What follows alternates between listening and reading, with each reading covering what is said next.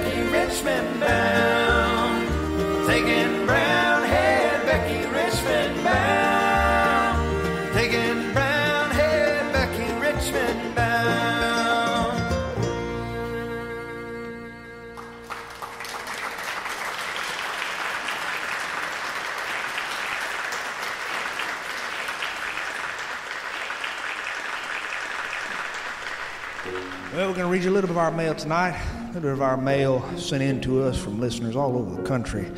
Listeners who had nothing better to do than to write us and our 6 listeners. First letter this evening comes from Mary Donovan in Denver, Colorado. Sean, I stumbled onto your show online, and I listened to the first one, and I hated it. The second one was really not a whole lot better. But the third one started to grow on me. So now I guess what I'm saying, I've listened to a lot of them now. I like your work. Keep up the good work. Your friend, Mary. Dear Mary, I don't know how to answer that, so I'll just say thank you with a question mark on the end. Charlotte Monroe, Opelika, Alabama. I was with my son yesterday. We were walking through JCPenney, and my son was very, very fascinated with the mannequins in the lingerie section. And he said, Mom, who makes the mannequins in this store? And I was like, don't worry, son, don't worry about that. And I tried to keep him walking, but he finally just stopped and he stared.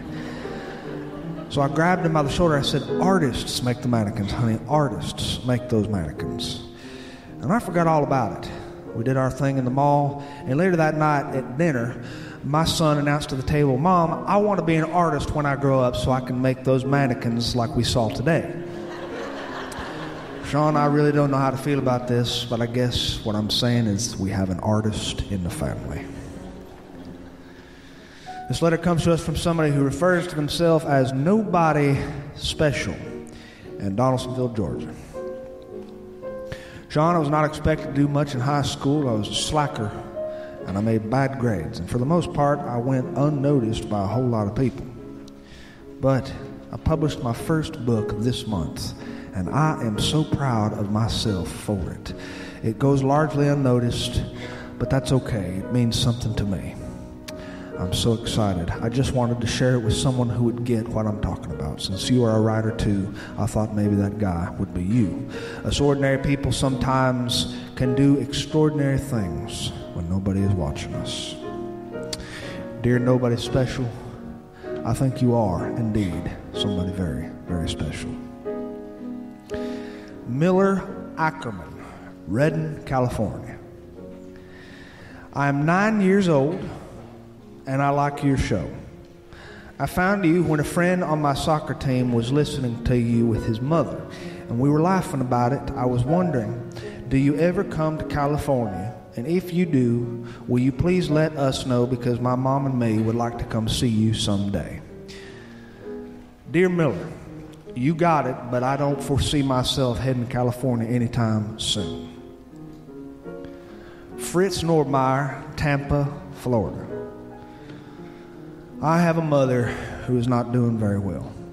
She's in bad shape, and she's losing her fight a little more each time we visit. I am praying for her, and I do believe that God hears prayers.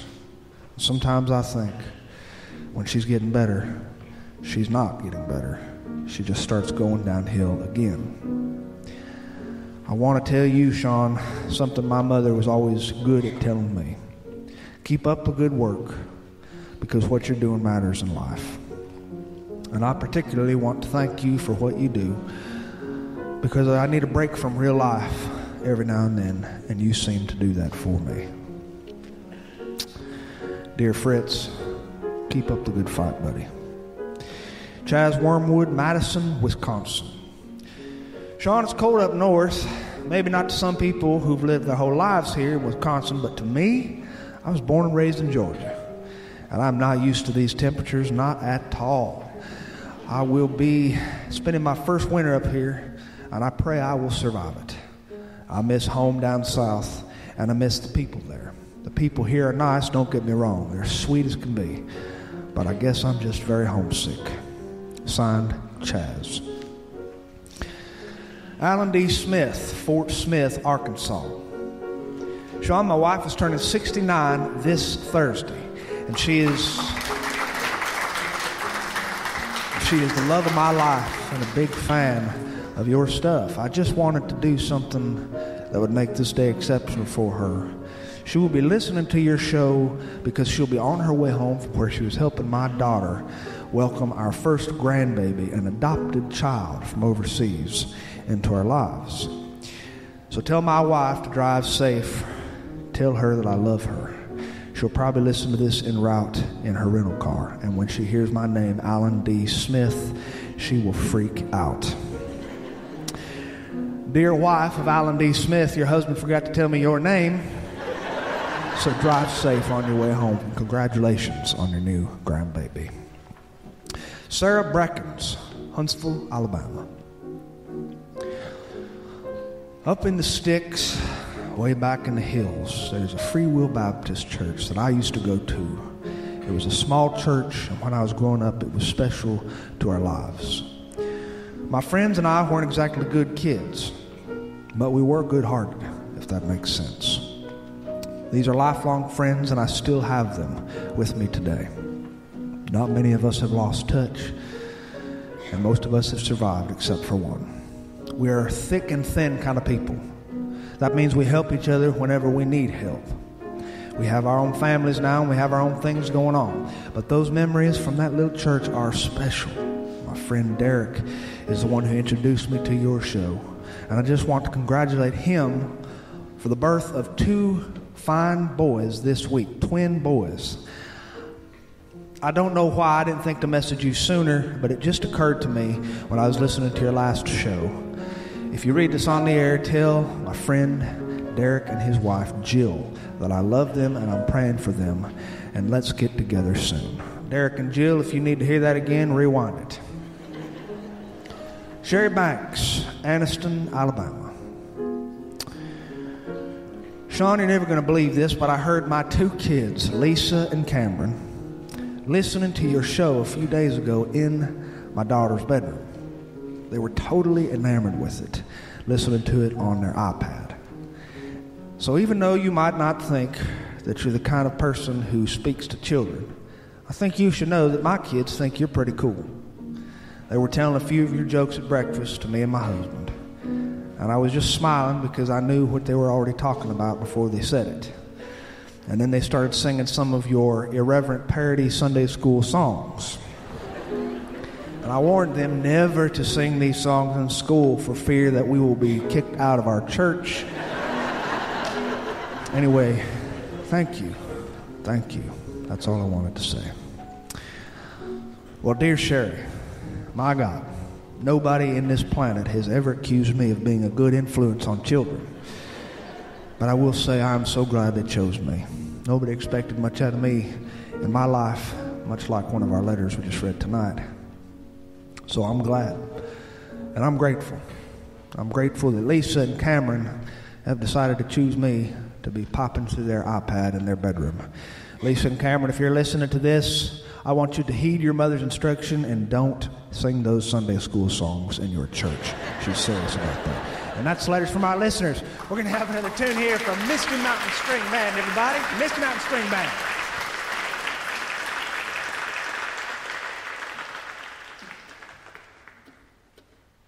What does it take to make love grow? Give me the seeds and I'll learn to sow.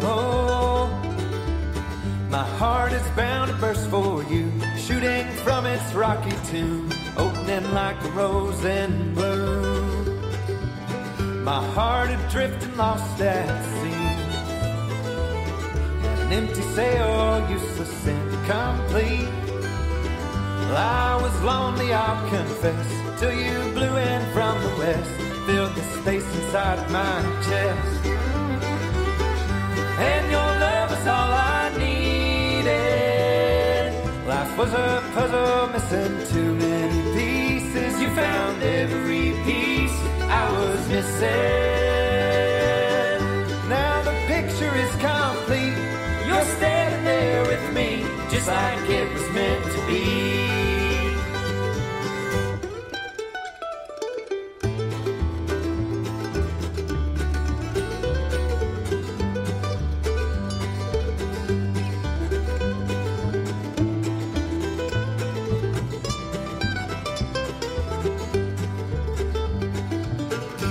When the creeping darkness comes, the fog settles in and the day has long been done. Out of the darkness shout my name. You bring the oil, I'll bring a flame, a light, a lamp to lead the way. And your love is all I needed. Life was a puzzle missing too many pieces. You found every piece I was missing. Now the picture is complete. You're standing there with me, just like it was meant to be.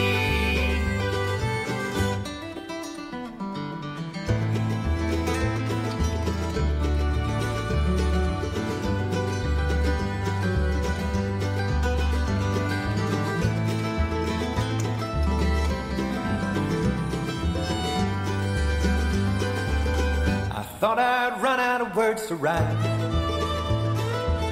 10 years together seems like such a long time. Give me the ink, hand me a page. I'll recount this love we've made. It's growing stronger every day. And your love is all I needed. Life was a puzzle missing too many pieces. You found every piece I was missing. Now the picture is complete. You're standing there with me, just like it was meant to be.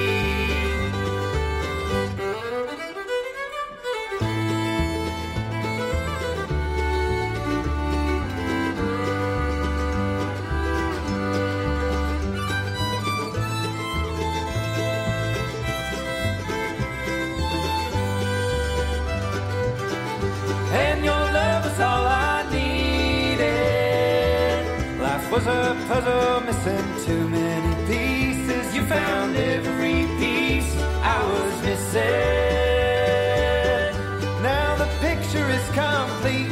You're standing there with me, just like it was meant to be. And now the picture is complete. You're standing there with me, just like it was meant to be.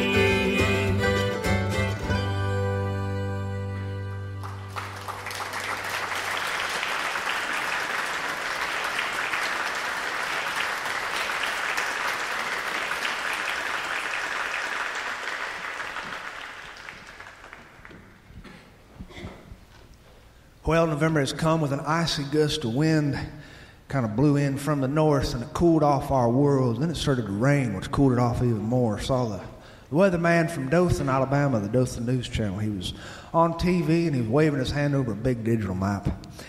He said, folks, this is going to be some of the coldest temperatures in all history down south. We're expecting icy temperatures. Make sure you wear your parkas and double jeans and 2 pairs of socks and boots and mittens and cover your face with a scarf and wear a few hats because we're going to get temperatures down to 58 degrees. 58 degrees is cold to people in our part of the world. This is not just cold. This is real cold, bone cold. It's the kind that makes your kidneys stop working and your bones feel like they're going to crack. Most of the time, we are hot in this part of the world. We're hot, and we are used to that. We like the feeling of sweat pouring down our backs and our hair being matted to our foreheads and our clothes being completely saturated. This is why, as Southern Baptists, we like to gather on the church lawn and do supper on the grounds in the summertime when the temperatures get upwards into 152 and 153 degrees. This is because we do this for visitors. We want our visitors who might not be members of our church to know firsthand what hell will feel like. And this is why we hit them up with Bill Gaither songs, because we want them to know that Southern Baptists can tolerate the heat and we can sing hymns in spite of it. My mother loves November more than any other month because my mother is a constant outdoor sitter. That's what women from her generation do. They go out on their porches and they sit.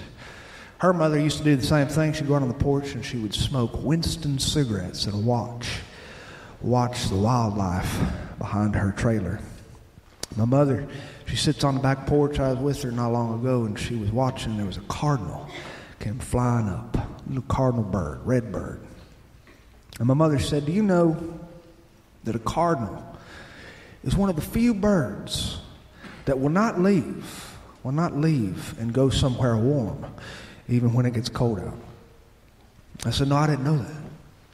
She said, oh, it's true. A cardinal will stay even though the weather changes. Even if it were to start snowing like it did snow in Alabama in 1966, cardinals never left. They stayed right where they were. I said, well, that's an interesting fact, Mama. Where'd you learn that? She said, I read that in a Southern Living cookbook. November is the time when the Southern Living cookbooks come off the shelf, and we have Southern Living cookbooks dating back to the early 1900s. Yes, November carries with it anticipation. Oh, I love it. I love the anticipation of November more than I love the holidays that we anticipate. You can hope for something good to come in November. You see way on the distant horizon. You see Thanksgiving is awaiting for you. And after Thanksgiving is Christmas. And after Christmas is New Year's. And after New Year's comes a deep, dark, black depression that will make you consider what you're doing on this world. But before all that, it's the anticipation. And I love this because I can look forward to Thanksgiving without getting too close to it. Because once you get too close to something good, you start to have expectations of it. And that's excitement, which is very different than anticipation. Excitement only leads to disappointment.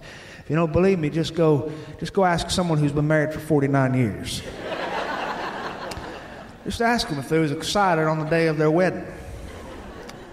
And they'll tell you, yeah, I was excited, but excitement can't last. It leads to disappointment. That's what Christmas is. Christmas is pure excitement. That's all December. December opens with pure adrenaline excitement, and parents behave very strangely. They start doing all sorts of things for their kids. They start feeling the pressure to provide the greatest single day of the year. The greatest day of the year, Christmas. The fantastic holiday that should live in a child's memory for the rest of his life. That's a lot of pressure. That's a lot of pressure. This is why fathers do bizarre things. They get in their minivans and they drive up into town by the Winn-Dixie and they go to them circus tent Christmas tree farms and they pick out the perfect balsam fir with the exactly perfect pine needle to branch ratio. Perfect shape, perfect size, and then they strap this thing to the top of their minivan like they've just killed a prehistoric beast with a spear. And they drive it home triumphantly, and they unload it, and they do what fathers have been doing since the beginning of time. They march it indoors, and they place it in one of those godforsaken red and green Christmas tree stands. Those Christmas tree stands do not work. They never have worked since their inception. For the life of me, I cannot figure out why, as a culture, we have learned how to put a man on the moon. We've learned how to make our cell phones talk to us. We have built artificial intelligent robots which man the nuclear reactor in Fukushima, Japan. But we cannot figure out how to make a Christmas tree stand that doesn't have those silly corkscrews on it that do not work. And thus the American fathers will prop that sucker up in the corner, and after fiddling with it for a few minutes, they will just throw their hands up and say a few four-letter words and leave the room. Because Christmas is nothing but this excitement lingering in the air, and it causes people to do weird things. There's a lot of pressure to buy your children the perfect gift. This is why you can walk into Walmart and see grown men wearing Columbia sportswear, nice watches, and $10 haircuts, coming to blows in the middle of the toy aisle, fist fighting, just like they were on the street, over the last pair of high-top tennis shoes with the glowing neon lights in the heels. Because a father will do whatever he can to make sure his son has the same opportunities all the other kids have. And if the son comes home and says everybody's getting these glowing shoes, by God, that father will go across the county line, across the state line, across the city, just to make sure his son has that exact pair of glowing neon shoes. Because if that child shows up to school without that pair of shoes, life is hinging upon little things like this. That means that child would have to sit in the cafeteria with children who pick their nose and eat their own boogers and rate their farts on scales of 1 to 10. These are not the influences you want. Because if these kids are the ones who influence your child, that means your child will probably end up in community college. And if he ends up in community college, that means he is more likely to be influenced by a man who is an adjunct professor who grows his hair long and hasn't shaved since he was 24 years old and plays the guitar. And if your child is influenced by a man who hadn't shaved since he was 24 and plays guitar, he will probably grow up and learn the guitar too and find a way to make a living at a beach bar in Orange Beach, Alabama, playing the blues and songs like Free Bird and Brown Eyed Girl, and living on tips that are placed into an empty Duke's mayonnaise jar as his sole means of income, and eating Van Camp's pork and beans for supper, and having to live on the couch of one of his friends' houses. And he will visit you and ask to borrow your minivan. You will give him the keys to your minivan, and he will drive that thing until he is 55 years old and eligible for AARP. That is December. That is December. But November's exciting. My Aunt Eula and my Uncle Jether, they were on their way to my cousin Anna Lou's house. She always puts on Thanksgiving. My Aunt Eula and Uncle Jether have 3 kids. That means they have to go to 4 separate Thanksgivings every single year. One Thanksgiving in Samson, Alabama, one in Pensacola, Florida, one in Montgomery, Alabama, and one back at their house, the big coup de grace of Thanksgiving suppers. My Aunt Eula knows how to cook everything that all the great women of history have cooked. She knows how to make turkey that tastes like it just came off of a heavenly wagon bound for Beulah land. She knows how to make squash casserole, green bean casserole with the French fried onion rings on top. She knows how to make biscuits thick enough to be used in pillow fights. She wouldn't know what a Pillsbury biscuit out of a tube is, not even if you paid her $1 million would she even attempt to cook such a thing. They were on their way to Anna Lou's house, and in the back seat were all these casserole tins and serving dishes covered in saran wrap and aluminum foil. And my Uncle Jether, he was driving their Lincoln LTD. He's a quiet man. In fact, he's so quiet sometimes that you wonder if he's even breathing. He was driving forward along those rural highways up to Samson, Alabama, and my Aunt Eula was just looking out the window and thinking to herself how much life had changed. How much life had changed. There was a time when her life was nothing but children. She had children everywhere. There were always kids who were friends of her children in her house, and she was feeding children at the supper table, and she was always driving them where they needed to be and making sure they had enough food to sustain a stable brain state to do well in school. And then they all got married and moved on and had their own lives, and nowhere or no certain time of year is this more keenly felt than on Thanksgiving, when you're around families together. Yes, it was the first week in November, and not truly Thanksgiving, but because they go to 4 different Thanksgivings, the first one in Samson, Alabama is always the best. It's always the best because my Aunt Eula gets to see the grandkids, and the boys get to hang out in the little shed. They parked in the driveway, and there were all sorts of other cars parked in a line, parked on the sides of the roads. My Aunt Eula looked at Uncle Jether. She said, "This is bigger than last year.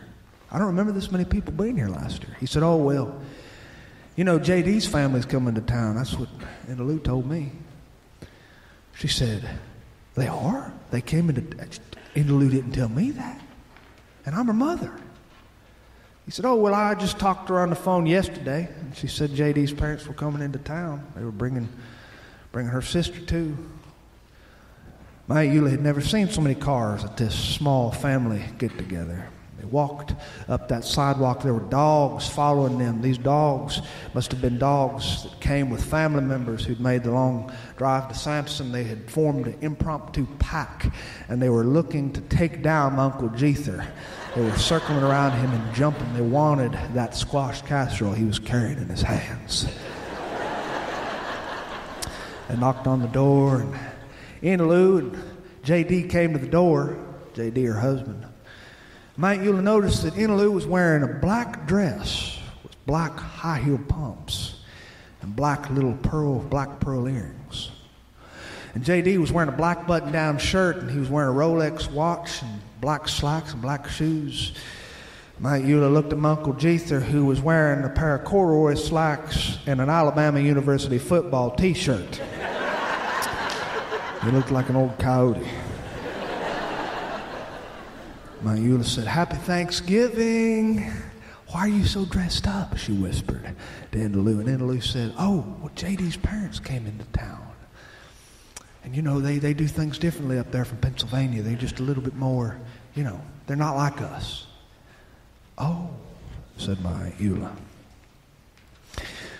They walked into the house, and everybody kind of found their places around their Thanksgiving posts. Everybody has a job at Thanksgiving. The women, the hens, the mother hens of the tribe, they all find their way into the kitchen where they make life and death decisions regarding the food. And the men, they all stand in the living room, or they sit at the couches and cross their legs, and they take turns clearing their throats and sniffing their noses real loud before they brag about something. My Aunt Eula, she's in the kitchen. She's in the kitchen with everybody else. All these casserole dishes were stacked side by side by side by side. They went on forever, as far as the eye could see. She's been cooking the same thing every Thanksgiving for years and years and years. The same things that her children love. While she was adjusting these casserole dishes on the counter, in came Miss Linda, who was J.D.'s mother, Indaloo's mother-in-law. She was carrying a 2-foot-long salmon. It had big old eyes. The head was still on, and his eyes were as big as ball bearings and a big floppy tail. And she slapped it down on the counter. And Aunt Eula looked at that fish. She said, "What is that?" Indaloo came over. She said, "Oh, Mama, I didn't introduce you to Miss Linda. Miss Linda, this is my mama. Mama, this is Miss Linda, J.D.'s mother." Aunt Eula looked at that fish. She said, "A fish for Thanksgiving?" Miss Linda smiled, and she said, Why didn't Indaloo tell you? We're all pescatarian." My Aunt Eula looked at that woman, and she said, "Well, a pescatarian, okay. I thought y'all were Democrats." She said, No, Miss Eula, a pescatarian is somebody who eats fish as their primary protein. They don't eat chicken or pork or beef or bacon or eggs or dairy. They just eat grains, legumes, and fruits and veggies and fish. My Aunt Eula had never heard of such. She said, "Oh, okay, a pescatarian. I thought you said, okay, yeah, of course, I know what that is." My cousin Indaloo kind of hung her head. She said, "Sorry, Mama, I meant to tell you. We've all just kind of switched. That's just how the family does things now. Ever since J.D.'s cholesterol was a little bit too high, the doctor of Pennsylvania suggested that he, you know." "Oh, of course," said my Aunt Eula. Right about that time, into the door walked one of the in-law uncles. He said, "What is a fish doing on the counter?" My Aunt Eula looked at the fish, and she said, "Oh, it's because they're pescatarian." He said, "Well, Eula, darling, would you mind reaching in that refrigerator behind you and get me a beer, because I'm Episcopalian?"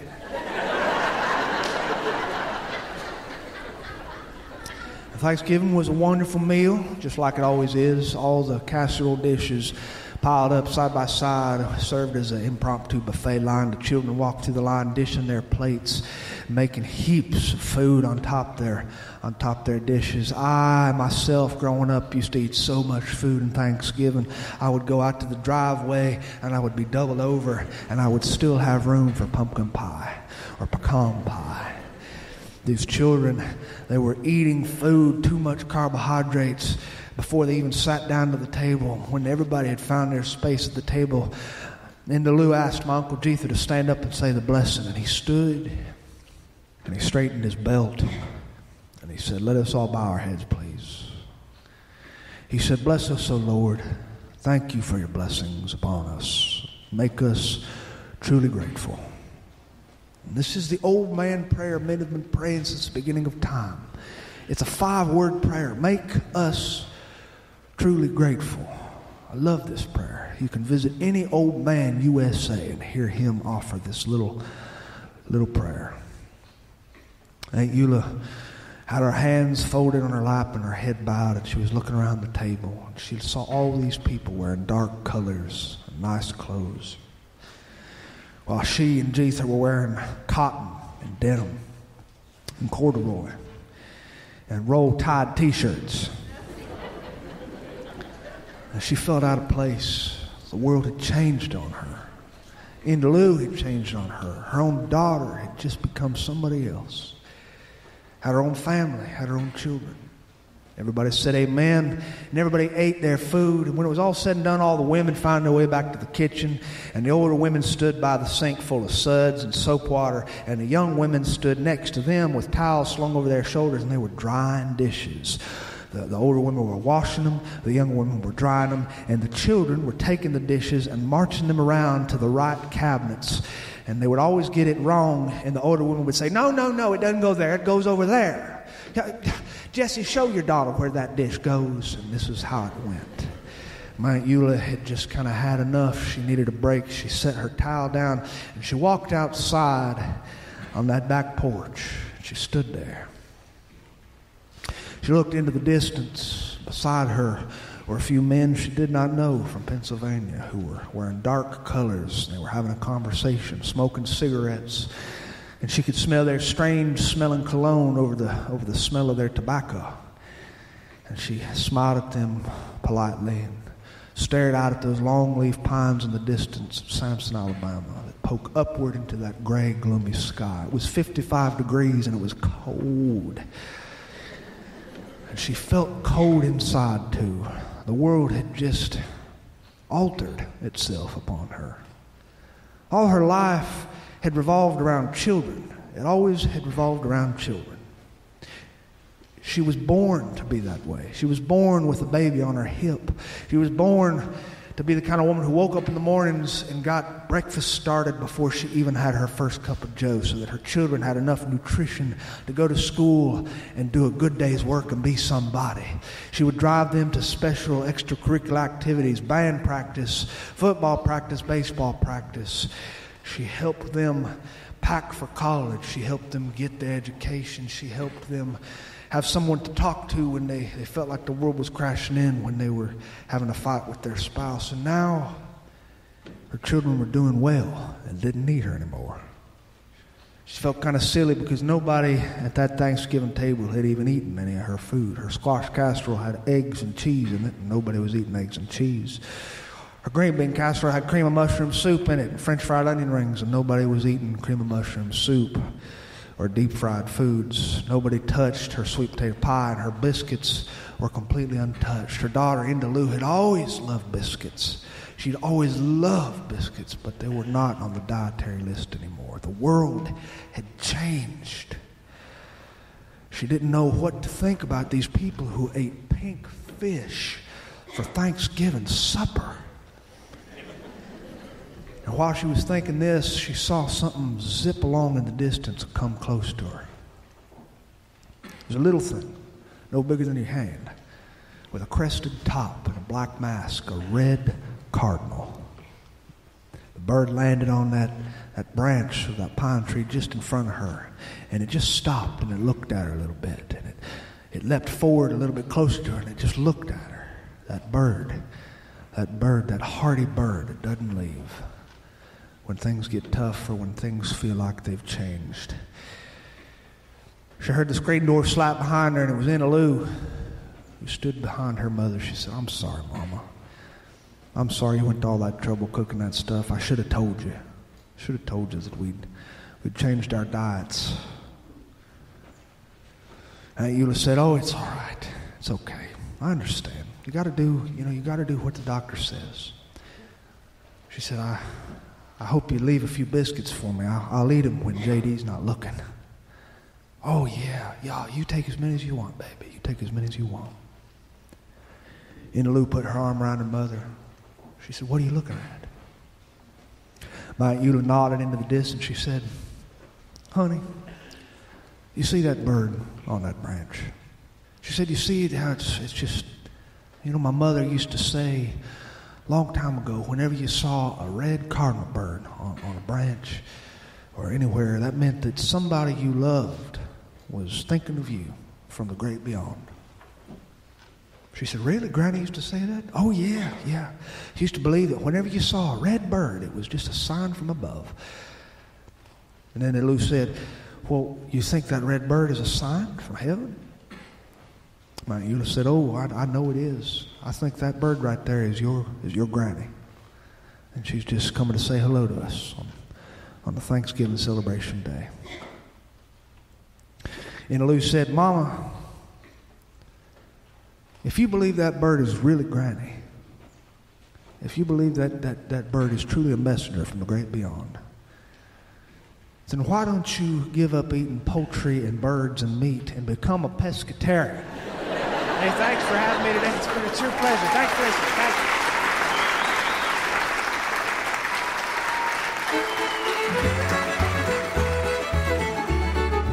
Thanks for listening to Sean of the South. I've been your host today, Sean Dietrich, and man, it's been a bona fide pleasure, if I do say so myself. Hope you join us next week, and maybe even the week after that, if you ain't got nothing going on. That wonderful music you heard behind me today was the music of the Misty Mountain String Band. The Misty Mountain String Band draws their influence from old-time music, Americana, and bluegrass. These guys aren't just good, these guys are Kentucky and Virginia good.